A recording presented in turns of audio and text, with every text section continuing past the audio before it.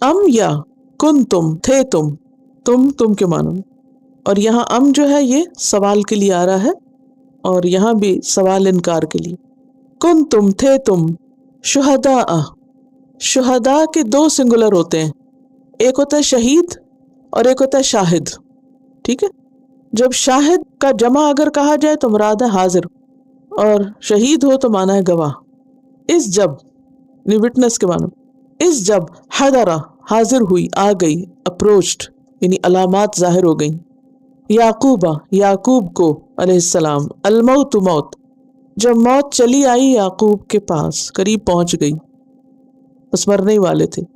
اس جب قالا کہا، لبنی ہی واسطے اپنے بیٹوں کے، لی بنی ہی، لی کو الگ کر دیں، بنی کو الگ کر دیں اور ہی کو الگ کر دیں. یہ الگ الگ کرنے کا فائدہ کیا ہوتا ہے؟ ترجمہ آسان ہو جاتا ہے یاد کرنا. واسطے اپنے بیٹوں کے، سب بیٹوں کو کہا. کتنے بیٹے تھے ان کے؟ 12 بیٹے تھے. اب 12 جوان بیٹے کسی کے پاس بیٹھے ہوں تو پورا ایک گروپ، اور ہو سکتا ہے ان کے بچے بھی ہوں پھر آگے مزید. ماں کس کی، کس چیز کی، تعبدون تم عبادت کرو گے، عین بے دال، من بعدی میرے بعد.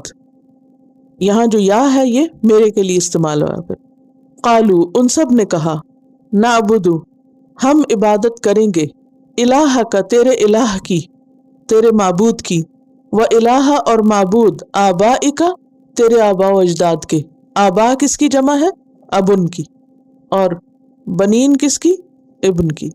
کون تھے آبا؟ ابراہیم و اسماعیل اور اسماعیل، و اسحاق اور اسحاق، الہ واحدہ الہ ایک ہی، ونحن اور ہم، لہو اس کے لیے، کس کے لیے؟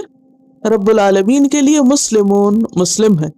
أَمْ كُنْتُمْ شُهَدَاءَ إِذْ حَضَرَ يَعْقُوبَ الْمَوْتُ إِذْ قَالَ لِبَنِيهِ مَا تَعْبُدُونَ مِنْ بَعْدِي قَالُوا نَعْبُدُ إِلَٰهَكَ وَإِلَٰهَ آبَائِكَ